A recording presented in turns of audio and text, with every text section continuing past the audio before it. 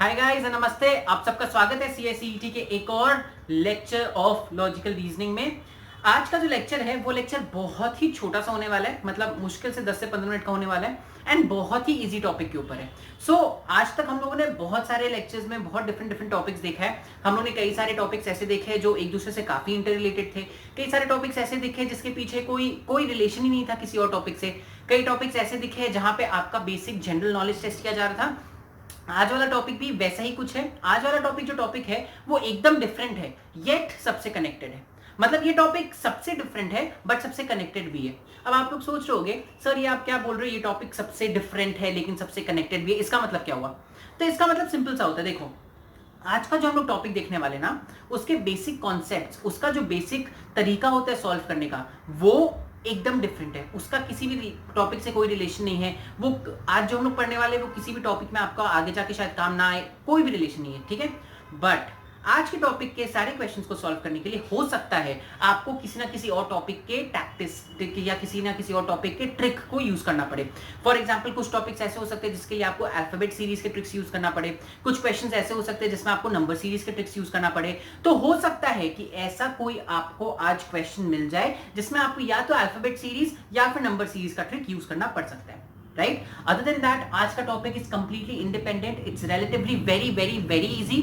बहुत easy topic है, बहुत छोटा सा टॉपिक है। हम लोग ज्यादा क्वेश्चंस यहाँ पे देखेंगे भी नहीं क्योंकि आपके मॉड्यूल में भी इससे बहुत कम क्वेश्चंस दिए गए and this topic is you just gonna love it. ये टॉपिक में कुछ खास ऐसा है, ठीक है। तो चलिए देखते हैं हम तब से ये जो टॉपिक का बात करें, ये टॉपिक है कौन सा। आज का जो टॉपिक हम लोग जो पढ़ने वाले हैं वो टॉपिक का नाम है इंसर्ट द मिसिंग कैरेक्टर, ठीक है। Now insert the missing character मतलब क्या? इंसर्ट द मिसिंग कैरेक्टर ये कोई नया वर्ड नहीं है या कोई नया फ्रेज नहीं है, ये हम लोग बहुत बचपन से सुनते आए हैं। या तो बचपन में भी या आपको याद तो क्या ही होगा, बट आप कभी अगर बच्चों का बुक्स देखे होंगे तो आप वहां पे देखते होंगे कि उन लोग को ऐसे A B C-F लिख देते हैं, A B C-F, राइट। अब उनको इंसर्ट करना होता है तो ABC के बाद क्या आएगा, D आएगा, फिर E आएगा, फिर F आएगा, राइट।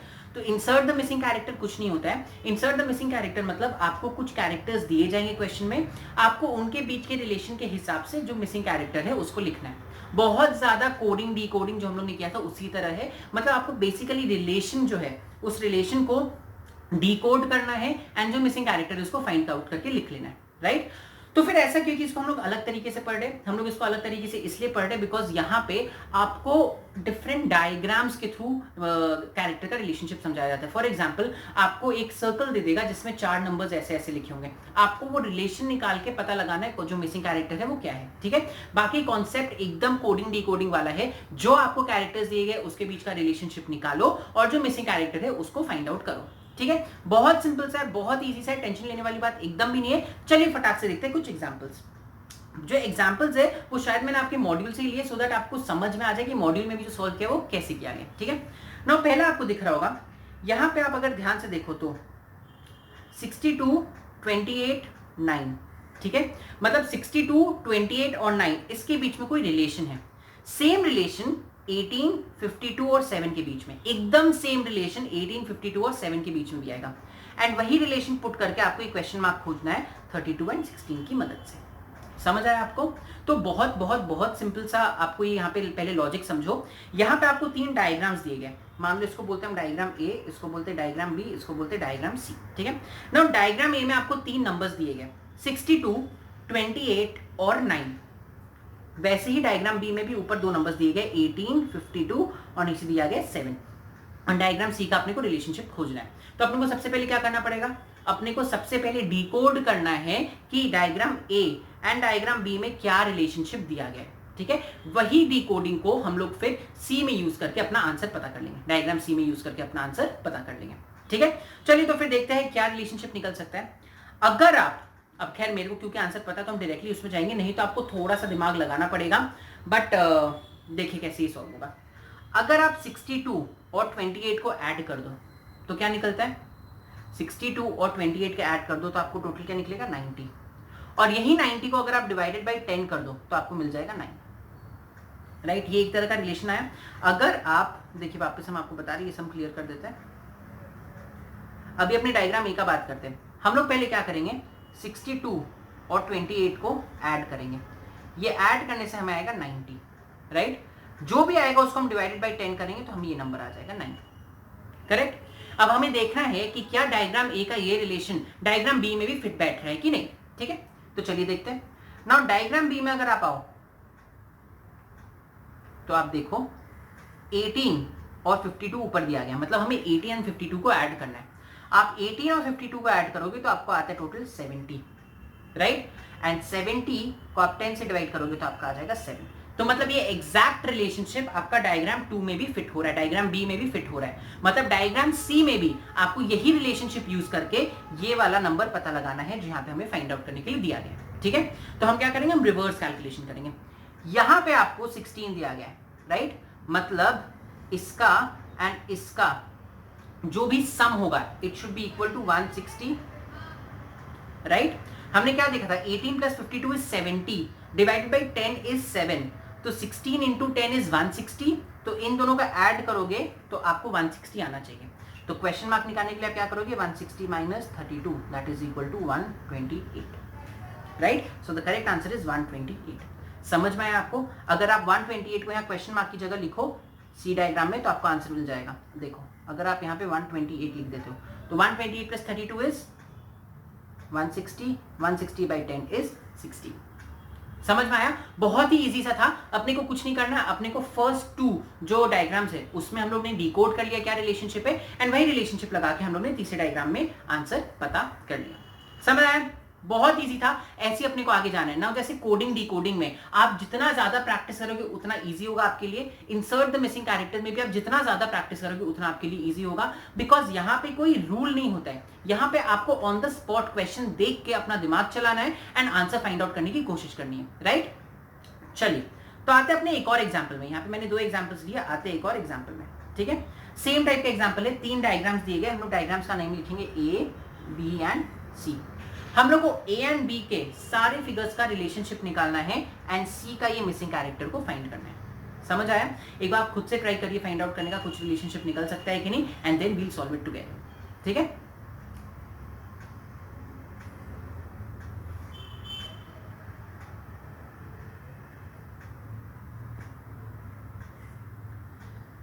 चलिए एक बार अपने ट्राई करते फिर से इसको सॉल्व करने का खुद से।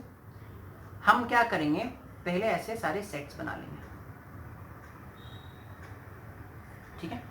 अब देखो 65 प्लस 25 कितना होता है 90, और 33 प्लस 25 कितना होता है 58।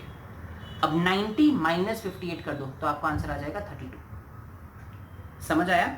मतलब फर्स्ट सेट के चीजों को हमें ऐड के नंबर्स को हमें ऐड करना है, सेकंड सेट के नंबर्स को हमें ऐड करना है, दोनों का जो भी सम आएगा उसको हमें सब्ट्रैक्ट कर देना है। आपको बीच का आंसर आना चाहिए। लेट्स सी क्या ये रिलेशनशिप ए वाला रिलेशन बी वाले फिगर में भी फिट होता है कि नहीं। तो 32 plus 9 is 41, 15 plus 6 is 21, 41 minus 21 is 20। आपको आगे बीच का कैरेक्टर। मतलब ये रिलेशनशिप जो हम लोगों ने फाइंड आउट किया है वो एकदम सही रिलेशनशिप है। हमें फर्स्ट 2 नंबर्स को ऐड करना है, ये दोनों नंबर्स को ऐड करना है, एंड देन इसका जो सम है उसको इसके सम से माइनस कर देना है। जो भी आंसर आएगा आपका बीच में जो लिखा हुआ नंबर है वही होगा, ठीक है। चलिए तो फिर देखते हैं हम लोग थर्ड वाले में हमारा क्या आंसर आता है। हम वापस ऐसी सेट्स बनाएंगे। 18 plus 20 is 38, 13 plus 5 is 18, 38 minus 18 is equal to 20। तो हमारा बीच में answer should be 20। Correct answer is option number B या 2। समझ आया? तो बहुत इजी था। अगेन कुछ नहीं करना है आपको, बस जो भी रिलेशनशिप दिया गया उसको डिकोड करने का ट्राई करिए, एंड देन फिर हमें अपना वही रिलेशनशिप जो फर्स्ट एंड सेकंड फिगर में आया था उसको थर्ड फिगर में अप्लाई करके आंसर फाइंड आउट करना है। Very simple, right. तो ये 2 तो प्रैक्टिस क्वेश्चंस थे जो हम लोग ने देखा था, सॉरी मतलब एग्जाम्पल क्वेश्चंस थे जो हम लोग ने देखा था। अब हम लोग फटाक से चलते हैं प्रैक्टिस क्वेश्चंस की तरफ। चलिए ना, प्रैक्टिस क्वेश्चंस में आपको जो क्वेश्चंस दिए गए हैं वो क्वेश्चंस आपके मॉड्यूल से शायद नहीं है, तो हम लोग देखते हैं किस टाइप के क्वेश्चंस यहाँ पे हमें टैकल करने को मिलता है, ठीक है। एकदम याद रखिएगा, फर्स्ट 2 फिगर्स को हमें ध्यान से देखना है, फर्स्ट 2 फिगर्स का रिलेशनशिप निकालना है, एंड देन वही रिलेशनशिप थर्ड फिगर में डालना है, ठीक है। नाउ देखिए ए बी सी। एक बार प्लीज आई विल रिक्वेस्ट कि आप वीडियो को यहीं पॉज करिए एंड एक बार ये सारे ये वाले क्वेश्चन को सॉल्व करने का ट्राई करिए, ठीक है। Welcome back guys. I hope आपने वीडियो को पॉज किया था एंड आपने इसको आंसर को खोजने का ट्राई किया था। इसका आंसर बहुत बहुत बहुत ही सिंपल है। एक बार देखते हैं क्या है, ठीक है ना। यहाँ पे देखो, अगर आप ध्यान से देखो तो फिगर ए में 4 नंबर्स दिए गए, फिगर बी में भी 4 नंबर्स दिए गए, फिगर सी में 3 नंबर्स दिए गए। आपको ये नंबर पता करना है, राइट। नाउ अगर आप देखोगे तो ये 3 है तो इसके ठीक ऑपोजिट 3 स्क्वायर लिखा गया, और ये 8 है तो इसके ऑपोजिट 8 स्क्वायर लिखा गया, राइट। 8 square is 64। क्या यही रिलेशनशिप हमारे सेकंड फिगर में आ रहा है? 4 के ऑपोजिट 4 स्क्वायर लिखा गया, दैट इज 16, एंड 11 के ऑपोजिट 11 स्क्वायर लिखा गया, दैट इज 121। मतलब हम कुछ नहीं कर रहे हैं, एक तरफ हम स्क्वायर, एक तरफ हम नंबर लिखे एंड उसके ऑपोजिट हम उसका स्क्वायर लिखे, राइट। ना देखिए 10 के ऑपोजिट हमने 100 लिखा, मतलब ये भी 10 स्क्वायर लिखा, ठीक है। सो डैश के ऑपोजिट हमने 25 लिखा, तो 25 क्या चीज का स्क्वायर है हमें ये पता करना है। तो 25 क्या चीज का स्क्वायर होता है?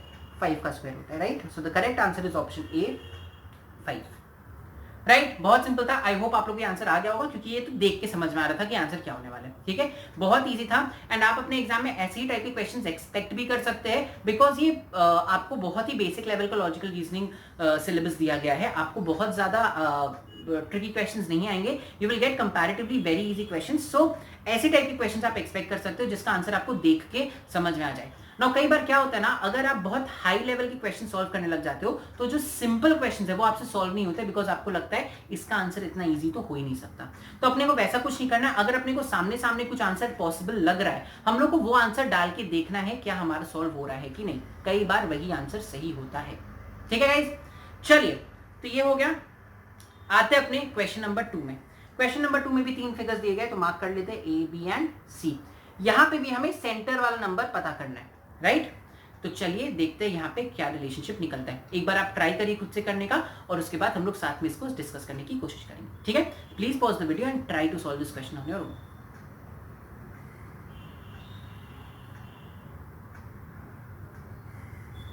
Welcome back guys. तो आई होप आप लोगों ने ट्राई करने का कोशिश किया था। ये फिगर, ये जो क्वेश्चन है वो भी बहुत हद तक हमारे पिछले क्वेश्चन, हमने जो एग्जांपल में क्वेश्चन किया था उसके जैसा ही है। यहां पे आप देखोगे तो ये 2 नंबर्स ऑपोजिट में हैं, ये 2 नंबर्स ऑपोजिट में, बीच में एक नंबर दिया गया। तो आप रिलेशनशिप कैसे निकालोगे? देखो, हम क्या करेंगे, हम 12 एंड इसके ऑपोजिट वाले नंबर को मल्टीप्लाई करेंगे। 12 एंड उसका ऑपोजिट वाले नंबर को मल्टीप्लाई करेंगे तो कितना होगा? 12 4 जा 48। और फिर हम 3 एंड उसके ऑपोजिट वाले नंबर को मल्टीप्लाई करेंगे, वो आ गया कितना? 15। और हम दोनों को सब्ट्रैक्ट कर देंगे, 48 से 15 को सब्ट्रैक्ट करेंगे, आंसर विल कम 33, जो कि सेंटर में दिया गया, राइट। तो बेसिकली इसका आंसर निकालने का बहुत ही इजी तरीका है। आपको बस ऊपर नीचे वाले नंबर को मल्टीप्लाई करना है, साइडवेज वाले नंबर को मल्टीप्लाई करना है एंड दोनों को सब्ट्रैक्ट कर देना है। यहाँ पे देखो 15 एंड 7 दिया गया, ठीक है। 15 इंटू 7 इज 105, राइट, माइनस 6 8 जा 48, right. 6 into 8 is 48, 105 minus 48 is 57, बीच का नंबर आ गया। तो चलो, हम लोग को रिलेशनशिप समझ में आ गया। अब हमें यही रिलेशनशिप पुट करके फिगर नंबर सी का आंसर पता लगाना है। तो देखिए फिगर नंबर सी का आंसर कैसे पता लगेगा। पहला आपने देखा 17 इंटू 9, ठीक है। तो 17 इंटू 9 होता है 153, समझ आया? 17 9 जा 153 और 7 9 जा 63। तो 153 minus 63 is 90। Your correct answer is 90। समझ आया? बहुत ही सिंपल क्वेश्चन था। अगेन ऑपोजिट्स वाले को आपको देखना था, ऑपोजिट्स के बीच में रिलेशनशिप निकालना था, एंड जो भी आपका आंसर आ रहा है, जो भी दोनों का प्रोडक्ट आ रहा है, उसको आपको सब्ट्रैक्ट करना है एक दूसरे से and you will get the answer, ठीक है। बहुत इजी क्वेश्चन था। अब आपको धीरे धीरे समझ में आ रहा है कैसे सॉल्व करना है, क्योंकि हम लोगों ने ऑलरेडी कोडिंग डिकोडिंग कर लिया है, हम लोग को ऑलरेडी कोडिंग डिकोडिंग अच्छे से हो चुका है। आई डोंट थिंक ये वाले पार्ट में हमें ज्यादा प्रॉब्लम आना चाहिए, ठीक है।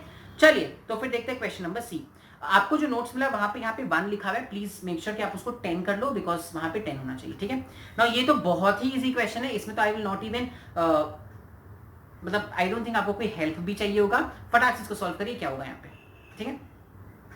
आपको दिख रहा होगा ये 10 है और इसके ठीक ऑपोजिट 100 लिखा गया है, जो कि 10 का स्क्वायर होता है, राइट ना। यहाँ पे 225 है, मतलब इसके ऑपोजिट यहाँ पे या तो उसका स्क्वायर होगा, तो 225 इंटू 225, या फिर वो वाला नंबर होगा जिसका स्क्वायर 225 है, राइट। तो यहाँ तो 225 स्क्वायर हो सकता है, या फिर 225 का स्क्वायर रूट हो सकता है, राइट। दैट इज 15 एंड 225 का स्क्वायर करो तो वो हमारे ऑप्शन में कहीं पे भी नहीं आता। ठीक है, देखो गाइस, कभी भी लॉजिकल रीजनिंग का आप आंसर सॉल्व करो ना तो बहुत ज्यादा टाइम बेमतलब की चीजों में वेस्ट नहीं करना। हमें पता है या तो हमारा आंसर 15 होगा या फिर 225 का स्क्वायर होगा। अब 225 का स्क्वायर डेफिनेटली 225 से ज्यादा है, यहाँ पे कोई भी वो ऑप्शन में है ही नहीं, तो हम लोग उसको चीज को देखेंगे भी नहीं। ठीक है, दोनों में से क्या आपको कोई भी चीज ऑप्शन में दिख रहा है? नहीं, बट हमारे पास एक ऑप्शन है नन ऑफ द अबव करके, तो हम नन ऑफ द अबव को टिक कर देंगे। क्यों? बिकॉज मेरे को पता है इसका आंसर या तो ये होगा या 15 हो सकता है, जो दो कोई भी एक ऑप्शन में से नहीं। So the answer is none of the above. Clear हुआ गाइस? बहुत इजी था। चलिए फटाक से अपने पहुंचते ये वाले में ना। ये थोड़ा सा ट्रिकी क्वेश्चन है, यहां पे आपको थोड़ा सा समझना पड़ेगा, थोड़ा सा देखना पड़ेगा। देखते कैसे ट्रिकी क्वेश्चन क्या है, थोड़ा सा डिफरेंट टाइप का क्वेश्चन है बस। ठीक है ना, देखो यहाँ पे आपको 4 ग्रिड मतलब एक मैट्रिक्स दिया गया। हम लोग पढ़ चुके मैट्रिक्स क्या हुआ है, तो हम लोग हर एक ग्रिड को, हर एक लाइन को, हर एक रो को एक एक नेम दे देंगे। ठीक है, रो A, B, C and D। Now A में 3 नंबर्स हैं 17, 16, 15। B में 3 नंबर्स है 52, 29, 20 और 52, 39 और 26। C में 3 नंबर्स है 29, 44 और 59 एंड D में 37 डैश और 45 है। आपको डैश खोजना है कैसे, तो हमें क्या समझ में आ रहा है, रो A में कुछ रिलेशनशिप होगा, मतलब इन तीनों नंबर्स के बीच कुछ रिलेशनशिप होगा, वही रिलेशनशिप इन तीनों नंबर्स के बीच में, वही रिलेशनशिप इन तीनों नंबर्स के बीच में, और वही रिलेशनशिप इन तीनों नंबर्स के बीच में भी आएगा। राइट, तो हमें कुछ नहीं करना है, सेम फर्स्ट 3 रोज का रिलेशनशिप निकालना है, उसको नेक्स्ट वाले रो में डाल देना है। चलिए देखते हैं क्या होगा रिलेशनशिप इनका। ठीक है ना, आइए देखते हैं। अगर आप ध्यान से देखो तो हम कैसे इसको सॉल्व करें वो समझिएगा। हम लेंगे सेंट्रल वाला नंबर 16।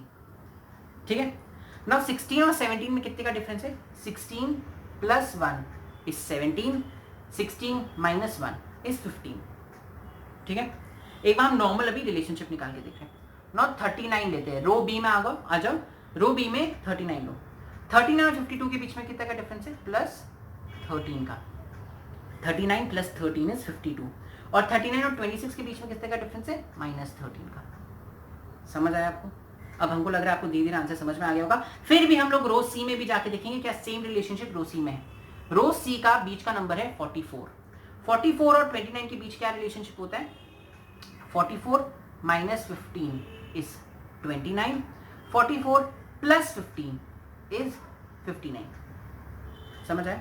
मतलब अगर आप ध्यान से देखो तो सेंट्रल नंबर जो है उसके बगल में जो दोनों नंबर्स है, मतलब कॉलम 1 एंड कॉलम 3 के नंबर्स सेंट्रल नंबर से इक्वल डिस्टेंस पे। ठीक है, एक जगह आप सेम नंबर को ऐड कर रहे हो, एक जगह आप सेम नंबर को माइनस कर रहे हो। अब फर्स्ट वाले रो में आपने 1 ऐड किया और 1 माइनस किया, सेकंड वाले रो में आपने 13 ऐड किया और 13 माइनस किया, थर्ड वाले रो में आपने 15 माइनस किया और 15 ऐड किया, तो फोर्थ वाले रो में भी आपको बीच में ऐसा नंबर चाहिए जिसमें आपको सेम नंबर माइनस करो तो 37 आएगा और सेम नंबर को प्लस करो तो 45 आएगा। नाउ देखो, अगर आप यहाँ पे 41 सिलेक्ट करते हो तो 41 minus 4 is 37, 41 plus 4 is 45। Right, equidistant हुआ, दोनों के बीच में सेम नंबर का गैप हुआ, तो the correct answer is option number A 41। समझ आया? ठीक है ना, आप सोच रहे हो कि आपको सर कैसे पता 41 ही होना चाहिए एक गेस में? मेरे को पता नहीं, हम ऑप्शन वाइज जा रहे थे हिट एंड ट्रायल मेथड से। पहला ऑप्शन 41 था, मैंने 41 डाला, मेरे को आंसर मिल गया, हम बाकी ऑप्शन सिलेक्ट नहीं करेंगे। मान लो अगर पहला ऑप्शन ए 40 होता, हम 40 डालते, हमारे को आंसर नहीं मिलता, तो हम सेकंड ऑप्शन में जाते, थर्ड ऑप्शन में जाते। आप वैसे करके हिट एंड ट्रायल मेथड के क्वेश्चंस को सॉल्व करते हो। ठीक है, इजी मेथड है, आपको इजी पड़ेगा, ज्यादा झंझट नहीं होता वैसे मेथड में। समझ आया? तो एक थोड़ा डिफरेंट टाइप का क्वेश्चन था, बट आई होप आपको मजा आएगा क्वेश्चन सॉल्व करने में। It was not a very difficult question. वैसे देखा जाए तो इंसर्ट मिसिंग कैरेक्टर में कोई भी क्वेश्चन बहुत डिफिकल्ट नहीं होता है, it's a very very very easy topic to solve. Right, चलिए आई थिंक ये हमारे टॉपिक का लास्ट क्वेश्चन है। आई टोल्ड यू पहले कि क्वेश्चन में हम लोग बहुत ज्यादा क्वेश्चन प्रैक्टिस नहीं करेंगे, बिकॉज कोडिंग डिकोडिंग में हम लोग ऑलरेडी बहुत क्वेश्चन प्रैक्टिस कर चुके हैं, जो आपको ऑलरेडी ये वाले क्वेश्चन को सॉल्व करने का तरीका बताएगा। जैसे insert the missing figure and figure matrix, same चीज था, बस प्रेजेंटेशन डिफरेंट था। वैसे यहाँ पे भी coding decoding and insert the missing character same चीज है, बस उसका प्रेजेंटेशन डिफरेंट है। तो हम लोग अभी इसके 7 क्वेश्चन एक्चुअली देख लिए। ठीक है, तो ये आपका लास्ट क्वेश्चन है। अभी तक हम लोगों ने जितने क्वेश्चंस देखे इस टॉपिक में, वो सारे क्वेश्चंस हम लोगों ने देखा नंबर सिस्टम से, नंबर सीरीज से। राइट, आप भी ये जो आप क्वेश्चन देख रहे हो वो आप देख रहे हो अल्फाबेट सीरीज से। ना यहाँ पे आप देख सकते हो आपको रैंडम ऑर्डर में अल्फाबेट्स दिए गए, this is A, this is B, this is C, right, मतलब row A, row B and row C. Now row A में आपको जो 3 लेटर्स दिए गए वो है ई, ओ एंड वाई, ठीक है। Now E, O and Y का अभी तो हमें कोई रिलेशनशिप समझ में नहीं आ रहा है, तो हम क्या करेंगे, हम नॉर्मल पोजिशन लिख देंगे। ई का पोजिशन कितना आता है 5, इजोटी रूल के हिसाब से ई का पोजिशन 5 आता है, ओ का 10 सॉरी ओ का पोजिशन 15 आता है और y का पोजीशन 25 है। पोजीशन कहां पे, अल्फाबेट सीरीज में। अल्फाबेट सीरीज अगर आप स्टार्टिंग से पढ़ो ए बी सी डी से, तो 5th letter is E, 15th letter is O and 25th letter is y, ठीक है। अब क्योंकि हमें बी में एक गैप है, हम बी का रिलेशनशिप नहीं खोजेंगे, पहले हम सी का रिलेशनशिप खोजेंगे, सी में सब मिल चुके हैं। अगर आप सी में देखो तो v is the 22nd letter, ठीक है। L is the 12th letter and B is the second letter, right? मतलब यहाँ पे भी 22nd लेटर V है, अगर आप आगे से पढ़ोगे, L 12th लेटर है and B second लेटर है। अगर आप फर्स्ट वाले को और थर्ड वाले रो को, मतलब रो A एंड रो C को देखो, तो हमें एक रिलेशनशिप समझ में आ रहा है। हमें समझ में आ रहा है कि फर्स्ट लेटर और सेकेंड लेटर के पोजिशन में 10 का डिफरेंस है एंड सेकेंड लेटर और थर्ड लेटर के पोजिशन में भी 10 का डिफरेंस है, करेक्ट। तो यही रिलेशनशिप हम अब रो बी में लगाएंगे। A is the first letter, U is the 21st letter, तो बीच में कौन सा लेटर आना चाहिए, बीच में 11th लेटर आना चाहिए, करेक्ट, बिकॉज 10 का डिफरेंस होना चाहिए, तो बीच में 11th लेटर आना चाहिए। Number C sorry alphabet series का 11th लेटर कौन सा होता है, के। अल्फाबेट सीरीज का 11th लेटर होता है के, जो कि आपके ऑप्शन में दिया गया है नहीं। There should be another option which says K and the correct option is K, right? Clear? आपको रिलेशनशिप समझा, रिलेशनशिप में 10 का गैप है, ठीक है। 5 15 25 22 12 2, तो बीच में 1 11 21 आएगा। 11th letter is K, so the correct answer is K। समझ आया आपको? तो ये था हमारा लास्ट क्वेश्चन जो हम लोग ने इंसर्ट द मिसिंग कैरेक्टर से किया। हम आपको पहले ही बोल दिए थे लेक्चर के स्टार्टिंग में, it's a very very very easy part, बहुत ही इजी क्वेश्चन है, यहाँ पे आपको ज्यादा झंझट, बहुत ही इजी टॉपिक है, यहाँ पे आपको ज्यादा झंझट होगा नहीं। तो इसी के साथ हमारा ये टॉपिक हो गया खत्म। अगेन आपने आज कुछ नया नहीं सीखा, हम लोगों ने जो कोडिंग डिकोडिंग में सीखा था उसी चीज को यहाँ पे इंप्लीमेंट किया, राइट। बस हमें एक मैट्रिक्स के फॉर्म में, आपको एक डायग्राम के फॉर्म में दिखा, तो हमें थोड़ा सा स्टार्टिंग में डर लगा, बट आई थिंक बाद में आप सबको समझ में आ गया कैसे सॉल्व करना है, करेक्ट। तो आई थिंक इसी के साथ हम आज का लेक्चर करते हैं खत्म। हमारा इंसर्ट द मिसिंग कैरेक्टर भी आज यहाँ पे होता है खत्म। अब हमारे पास केवल 3-4 टॉपिक से देखने के लिए, वो हम फटाक से देखेंगे and will be done with our syllabus. Majorly 80% of syllabus has been done, so आप टेंशन मत लो, we are way ahead in our preparation, ठीक है। आपको करना क्या है, आपको ये सारे क्वेश्चन सॉल्व करने हैं, साथ ही साथ आपको अपने मॉड्यूल के दिए गए सारे क्वेश्चंस को भी सॉल्व करना है, you will be good to go, ठीक है। अगर कोई आपको डरा रहा है बहुत हाई लेवल क्वेश्चंस देकर, तो याद रखिएगा आपके सिलेबस में हाई लेवल क्वेश्चंस नहीं है, तो आपको वो सब में माथा लगाना भी नहीं है। आपको बेसिक कॉन्सेप्ट्स क्लियर होने चाहिए एंड देन बाकी सब आप आराम से कर लोगे, ठीक है। तो इसी नोट पे आई एंड टुडेज लेक्चर, आपसे मिलते हैं अगले लेक्चर में, तब तक के लिए हंसते रहिए, खुश रहिए, धन्यवाद।